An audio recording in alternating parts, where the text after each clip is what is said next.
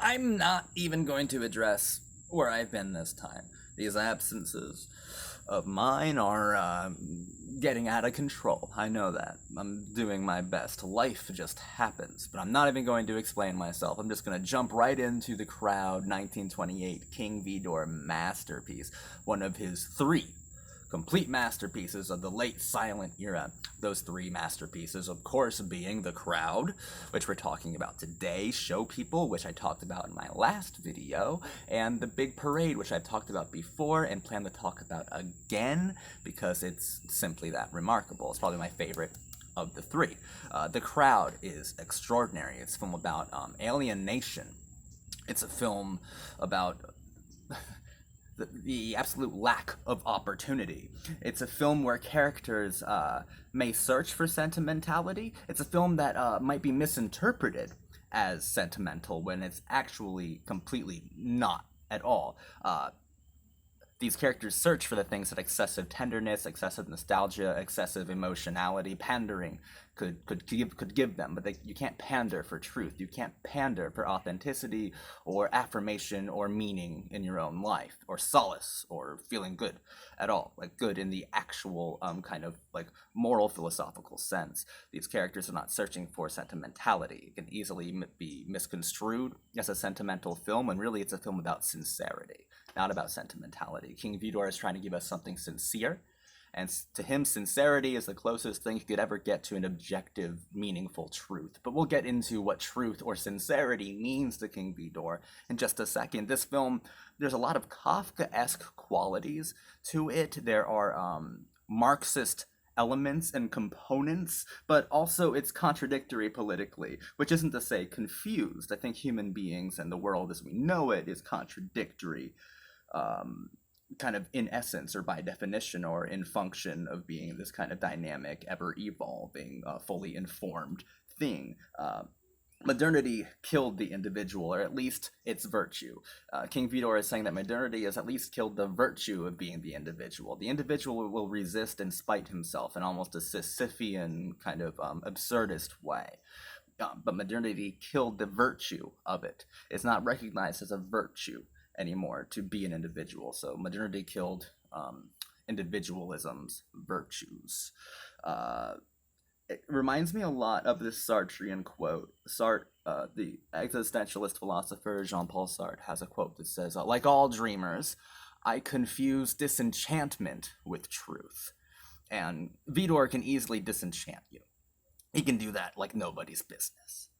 But that is not truth. Being disenchanted, being cynical, being pessimistic, however kind of rightful, however correct or right you are in your disenchantment,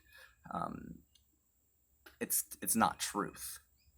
Once again, we're going to wait, and I'm going to get into what truth or sincerity means to King Vidor in just a second. And it's not sentimentality. It's something, I think, far more ineffable, far more truthful than that. Obviously, by extension of it being the truth. It's been a little bit since I've done a video, so please ignore the kind of the rust. I'm cranking out the gears though. But it's really fascinating to see like the sameness, the uniformity of everything. The maternity ward, where Sim's child is born, how much alike, the sameness of every single bed and every single baby and mother and expecting father. It's mirrored eloquently and deliberately, harshly even as well, but poetically, like a poetic harshness to it, to where Sims works, to all of those desks going on for what seems like eternity, and you can't tell a difference between any of them until it comes to that moving camera. This is probably King Vidor's most technically outstanding film. There's this amazing moving camera all of the time, and there's even hyper-emotive surrealist motifs. There are really experimental qualities to this film that are interesting, especially the expressionistic ones. The expressionist ones, King Vidor doesn't just lift it from the Germans, from Vine, from Murnau, from Paul Lenny. He translates it into a new American dialectic. He translates German expressionism to something American with the qualities, symbolism, and style, the jagged lines that define who we are as the American character, the American culture, the American woes and problems, that sort of thing. And Vidor is saying that the crowd doesn't care. The crowd doesn't quiet down, even if a life depends on it. The crowd waits for no one. The crowd halts for none. Nietzsche reminds me of something that Nietzsche said as well, that insanity is the rule of the crowd. And James Murray and Eleanor Boardman, I'm sorry, see the rust, gotta clear out the cobwebs here. Eleanor Boardman. Eleanor Boardman and James Murray are incredible in this film. There's so much chemistry between the two of them, and James Murray is just incredibly sympathetic and hyper relatable, and the same exact thing can be said about Eleanor Boardman, and she is just also stunning to look at sometimes, but stunning because of pathos. It's stunning because of the pity that you feel for her.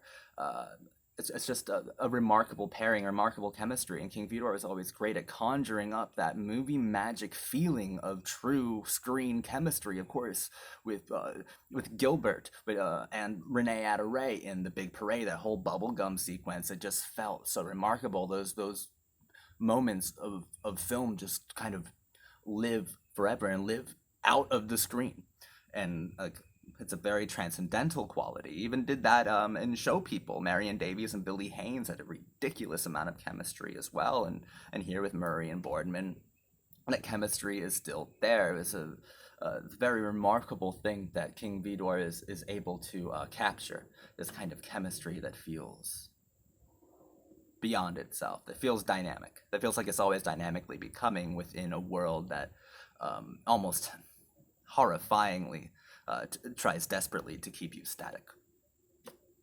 And the crowd has no time for tenderness. The crowd itself is anti-sentimental. The crowd doesn't care if your child just died. The crowd doesn't care if you're having marital problems. The crowd wants to alienate you from those parts of you that define who you are, that make up who you are. It wants to alienate you from both your losses and your successes. But maybe art shouldn't be entirely without sentimentality. That's always a possibility as well, because you can't exist without the crowd.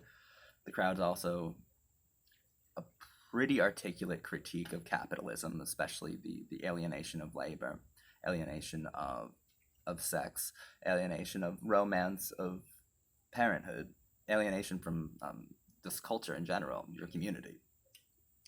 The truth that I'm talking about, the sincerity that I'm talking about, happens with the theater of the absurd. I mean, the film ends with people, with the crowd laughing together, and a superficial recognition for Sims writing an ad slogan.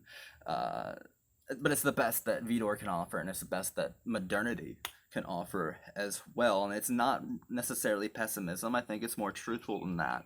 And even then, in the film's final moments, as our two leads are laughing, they become lost inside the crowd. So even in that moment of spontaneous escape at the theater of the absurd, our leads are lost in and to the crowd itself, because there is no escape. You cannot exist outside of the crowd, at least not in modernity. You can't do it. But the truthfulness, the sincerity that I'm talking about is love. And Albert Camus' The Plague, he wrote about if there's, I might butcher the quote, but if there's one thing one can always yearn for and sometimes attain, it is human love. And human love is not sentimental by definition. Human love, that human connection, that being in the crowd and finding one person that recognizes you for the individual you are, for the uniqueness that you do possess, for being in the crowd and finding the one human being, your Eleanor Boardman, who can completely see you as something apart from the crowd. Because you will never be apart from the crowd in a kind of like macro sense. It's about finding someone who sees you differently. And in this sea, this endless tide of so many other people. It's about finding someone who you can always recognize within that abyss. You know, it's not pessimistic because it's not about gazing into the abyss itself. It's about actually looking into the abyss and finding the one person who can see you through it as well and wants to make sure you guys get through the crowd okay, because the crowd doesn't care if you fall by the wayside. The crowd doesn't much care for cautionary tales. Who does care is the person that you decide to care for, that mutual kind of love. That's what the crowd is all about. It's a brilliant film. I wouldn't call that sentimentality at all. I'd call it anti-sentimental. I'd call it sincere. The only thing that can destroy sentimentality, at least within art, is sincerity. And it would be insincere to say that you stand out, that you completely stand out, that you are special, that you are an amazing, gorgeous, wonderful specimen of uniqueness. To everyone involved, that you'll be loved almost in a kind of, that you'll possess celebrity, and you can express it as well, very eloquently and aptly.